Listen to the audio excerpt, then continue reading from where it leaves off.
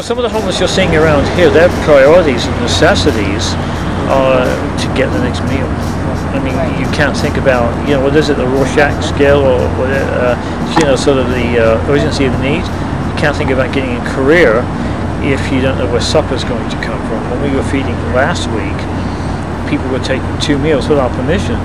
Some people because they didn't know where supper was going to come from. So somebody doesn't have a place to stay, doesn't have an agency, shelter, mission to stay in.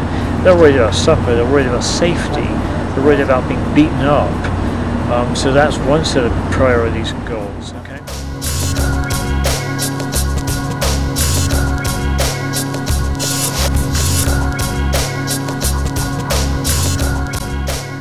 I stay underneath the bridge in the desert, and where I got 3 camps. I live on the road. Here we can't tell. Yeah. Daughter started running around. We separated. Bullshit. I started drinking too much. My mom and dad died. Then I got on the streets. Then as you progress maybe to staying in a mission, it would be towards getting a job, learning some of the skills necessary to function in today's increasingly complex environment.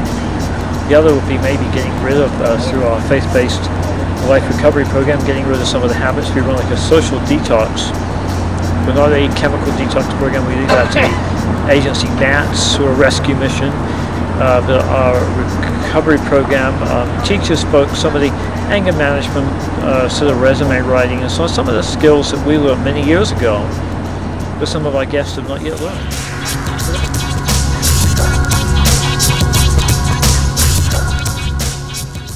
Well, I tell you what, I know my brother-in-law, he's got that machine gun. I'm thinking about jumping in college, take some math. Because, that's what it takes to do, machine work. I'm thinking about doing that. Hell, he's down anyway, so I know he ain't working. But there will be a time, everything's going to come back. Absolutely. Common assumption or most common comments I hear is, oh, Jimmy or Frank or Jeremy, whatever, wants to be homeless. It really irritates me because, we all tend to judge, part of human nature. I look at somebody and say, do you have any idea of that person's story? Maybe they were raped, abused, maybe they're schizophrenic, maybe they're bipolar. Have you ever...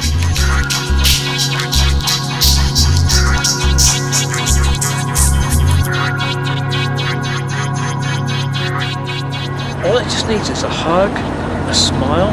You could quite literally make the difference between somebody catapulting over the edge to total, perpetual, ongoing despair, or getting back on their feet again and becoming a vital part of mainstream community life here in Albuquerque.